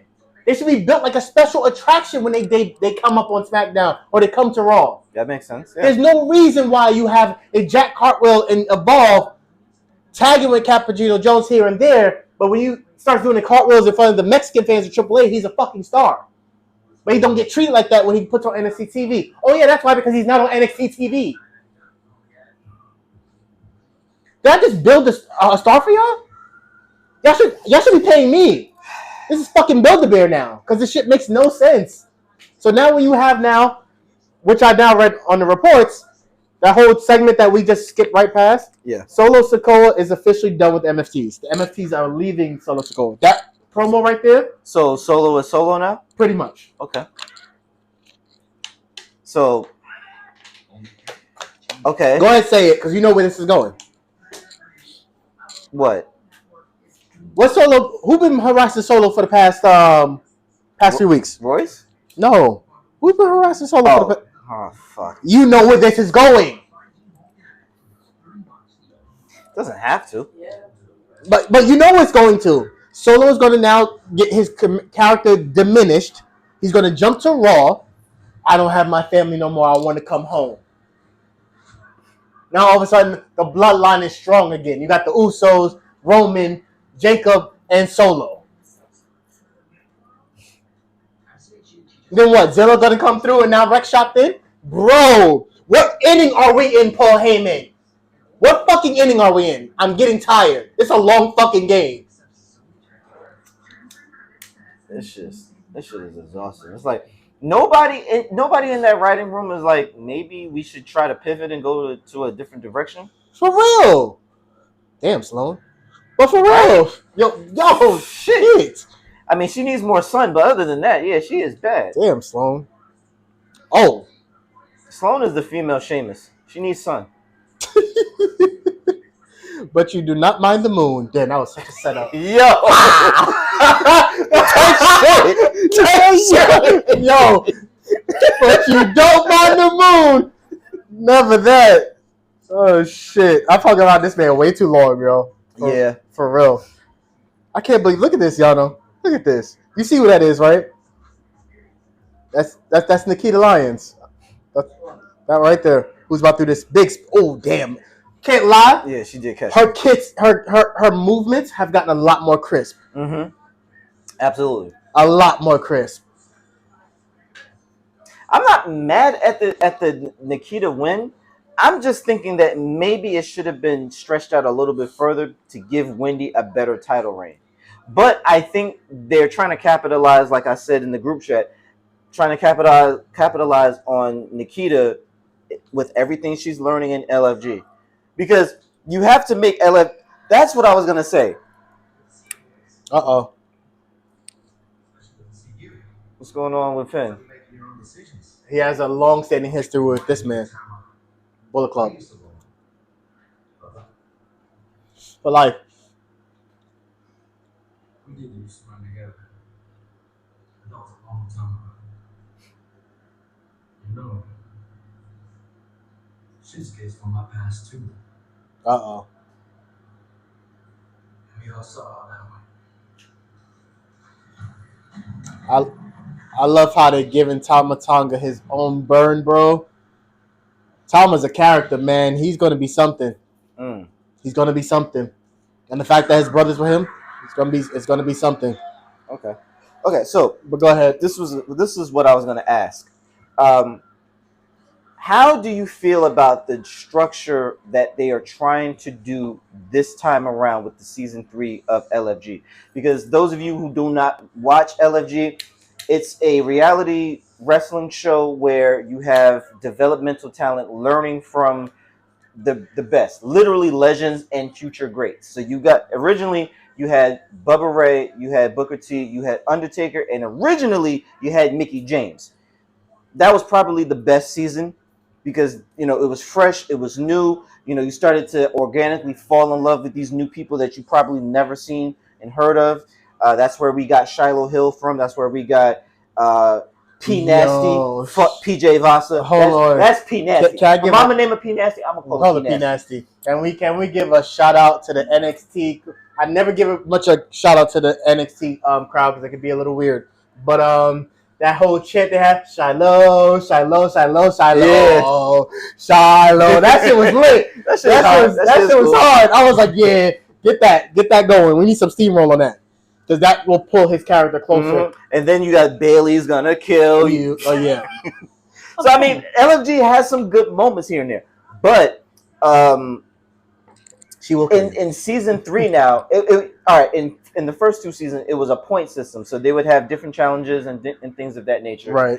And all the legends had certain wrestlers. So if they won matches or if they did things and executed them properly, they would get points to their team. The person who had the most points, that legend would get a championship belt, and then it would make better chances of one of those wrestlers, the up and coming wrestlers, possibly moving on, getting an NXT contract. Fast forward to now, in this season, there is no structure. Nope. Niggas just get called the fuck up and go anywhere.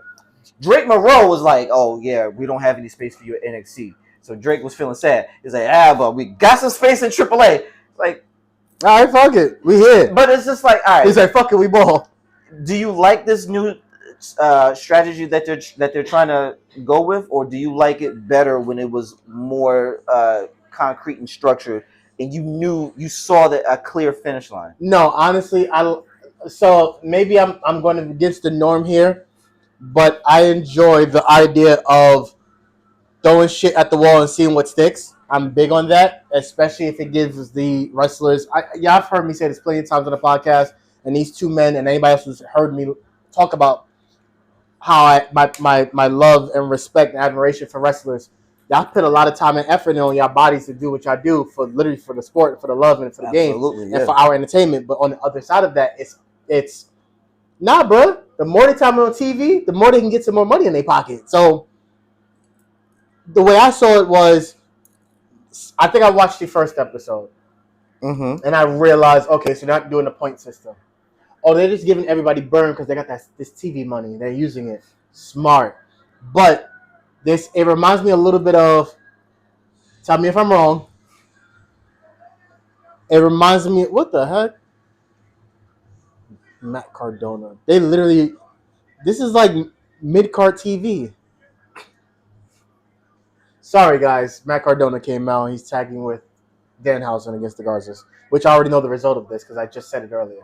Anyway, damn, it made me lose my point because I'm like, I know what's going to happen. It fucking sucks to see Los Garza go down like this. But what was the point I was trying to make? You were talking about them getting more burn on TV. Oh, so do you remember The Real World? Yeah, I remember it. Now think of that in wrestling form. It's basically LFG. Legit. Am I wrong? It's a little bit. It's LFG. You're not. I always respect your opinions. Okay. I would like your opinion if they didn't have the nepotism that they had in season 2, which made them kind of transition to what we have now. And For those of you guys who didn't watch, that's why they did you had Undertaker winning the championship in season 1, and then Mickey James was a part of the Legends in season 1. I don't know what happened behind the scenes, but all of a sudden, Mickey James got swapped out for Michelle McCool. And if those of you who don't know, Michelle McCool and Undertaker, they have this thing called marriage. So I don't know how that happened. And then on top of that, didn't Michelle McCool become the champion as well? Yeah, she became champion for season 2. So they both got belts. Now we don't do belts. Now we don't do belts. Okay. Yeah. I'll roll with it. Selective. Niggas was mad selective on that. Yeah. But fuck it, we ball, right? Mad selective. Honestly, I'm kind of surprised that Bubba and Booker is back. Because we got new people. We got got Kevin Owens. Bubba's not gonna get a check from anywhere else. Shout out to Bubba being a dick, talking about John Moxley's not entertaining or whatever he said about the Death Riders. He just likes being wrong. He's just fucking loves being wrong. That's why he was always at the bottom when it came to the point system in the first 2 seasons. Because he wanted to try to make it real, brother. Asshole. Anyway, but I get what you're saying. Because to be honest with you, I would have loved seeing a season 3 if y'all would keep rotating. What you call it? Get Undertaker old ass out of there. Let him go back to writing for AAA because that's what his regular day job is in WWE. He's the producer for WWE. For if y'all don't know, it's like super unoblivious, but it is. The Undertaker is the head booker, the head writer in the writings room for AAA. It's all him, with of course approval from Triple H. But it's him and former TNA executive, I guess you could say he's still part of NXT in some way, Jeremy Borash. And both of them basically put all together with Triple H on what's coming out of AAA. And y'all also are seeing the best wrestling I've seen in a while, almost comparable to like that same line of I'll say like this. If right now my wrestling appetite is like on high when I watch Dynamite, AAA will be right underneath that. And then Collision. I like that. Because this is Ray Phoenix. This is not SmackDown Ray Phoenix. This is Triple H Ray Phoenix getting to do all the high impact moves that you're seeing right now. That a lot more crisp and timing. Sheesh. And his timing is a lot more quicker. And if you watch Ray Phoenix matches, there's a different.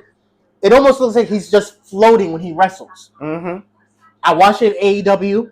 I watched it in Lucha Underground. So seeing him back in Triple H watch, it's like, yo, bro, I almost want him to stay here, but it sucks because this is not the main roster. So why can't he get this in the main roster? But because white wrestler entertainment. Last time I checked, Phoenix ain't white.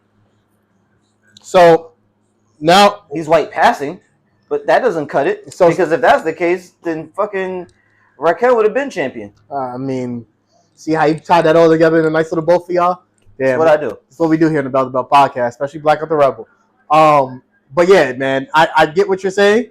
It almost sucks that you watch again a Ray Phoenix or you didn't give not many people gave a shit about them, but I gave a shit about Los Garza for a good minute because I watched him in NXT back when Berto was Humberto Carrillo. And he was up becoming wrestler, not really with much of character outside the fact that him and was cousins. Him and Angel, which is Angel Garza, who's Angel Garza Jr.'s son. Like, there's a big Mexican wrestling heritage between both of these guys, and it's like, I respect the shit. So, treat them like the way they are is kind of like second rate, third, not even second, third rate on SmackDown, but like almost second, close to first on Triple H. It bugs me, man. It bugs me. This is y'all brands. Listen, corporate synergy. Where is it? There ain't none. I'm not sure if you've been unrelated. Switching topics right now. I'm not sure if you've been keeping tabs. How many matches now has Danhausen been in this year? Because is this not his second match? Second or third TV match, but it got to be his 10th overall match because he's doing dark matches and stuff. Yeah, because he himself, which sounds so fucked up to say, but I get it, it's in character. He himself said, "I've been wrestling The Miz." This was literally 2 weeks ago, y'all. Y'all can go on his Twitter. "I've been wrestling The Miz in all of these towns and winning." So he's been wrestling in all these matches and winning every match off TV.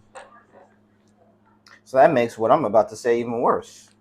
So you mean to tell me that Danhausen off the backboard? Yeah, that makes it even worse. I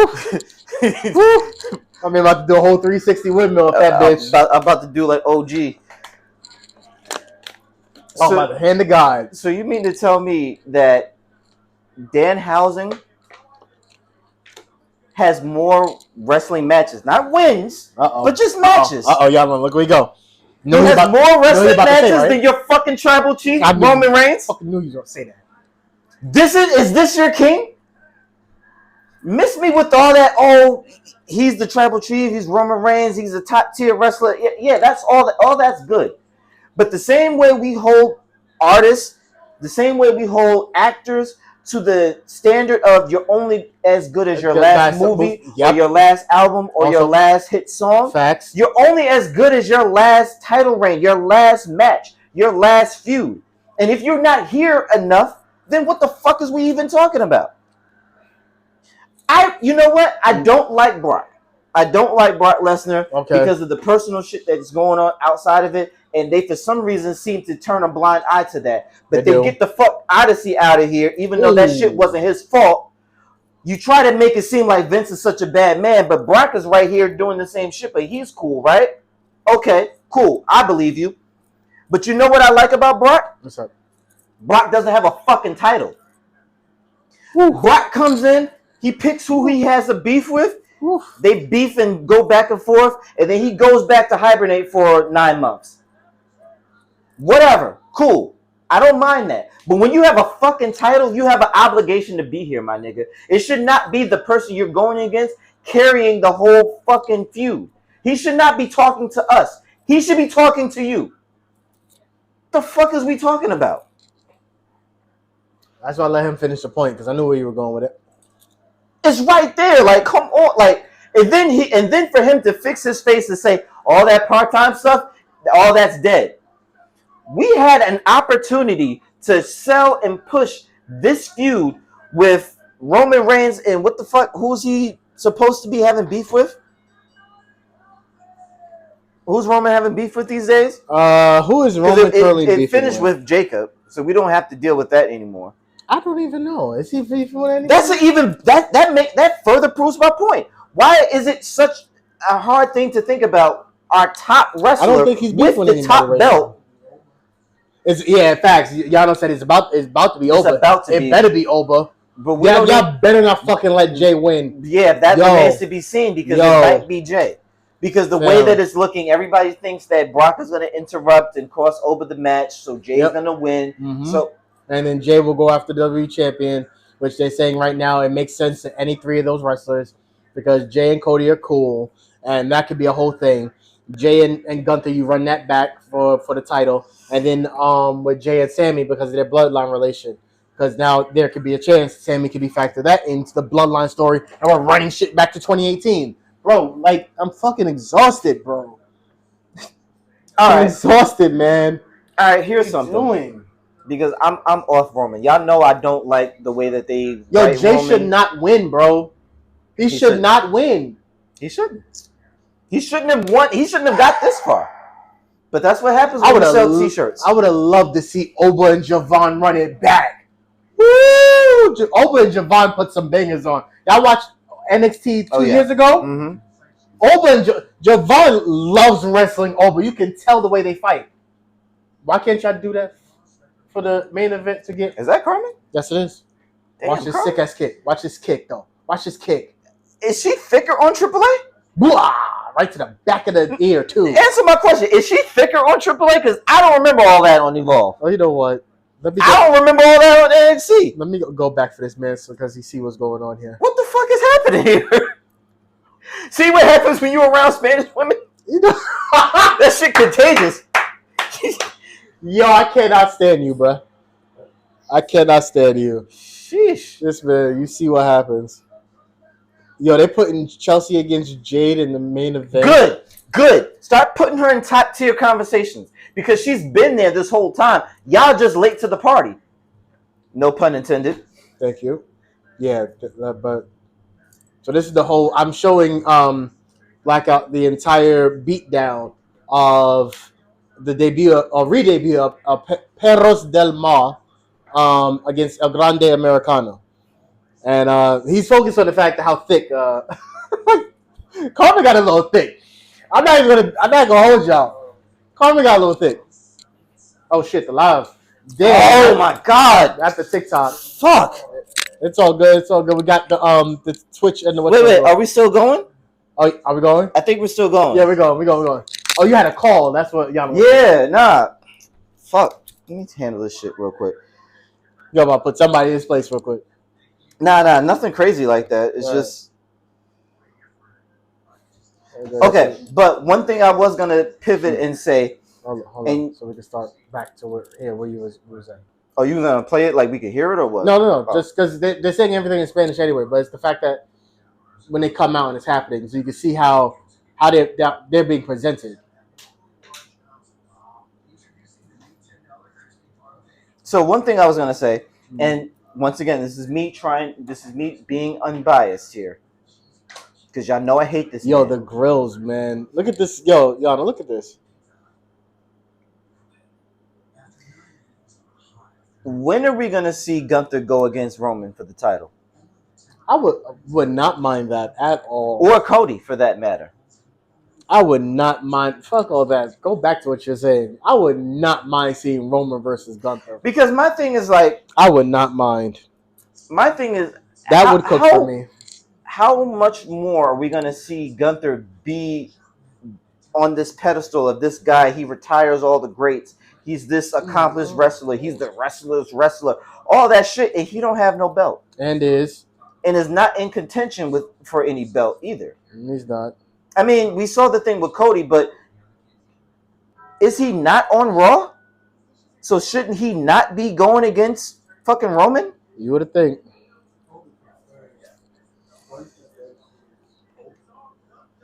I mean, listen,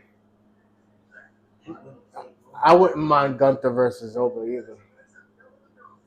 I'd love to see that. Gunther versus Oba. Yeah. Yeah, but they're gonna bury Oba because he's black. Come on, man. You know what? As I do a quick Instagram video. Oh shit, this not gonna let me go live. Damn, I'm just trying to do a little post so y'all people know that we are still live currently on TikTok, also on Twitch. Blackout the Rebels here. We're also on YouTube right now, so you can go to our official YouTube. We're talking SmackDown, but also talking wrestling. And after this, we're gonna do some other shit. So keep locked. See, we're doing multitasking here on the Bell to Bell podcast. You have to. We really do. All right, let's see this kick again because I was not paying attention. Damn. That was pretty good. But you see what he's talking about, though. Yeah. Yeah. Yeah, she got a little thick. Oh, shout outs to this man too becoming Ring of Honor champion. Oh yeah, Leo Rush, man, tapped back into his Blackheart character and got him into this is the actual title match. This is where he won it. Okay, great.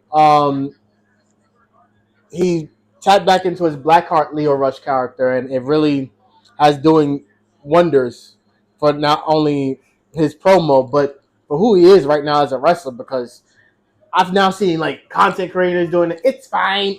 All across like that shit is so dope, bro. And I love Orange Cassidy because did you see his last one? It's fine, nigga. They treat Leo like a boogeyman. Yo, that time where they was leaving the ring and they had to like freeze. Oh, yo, bro,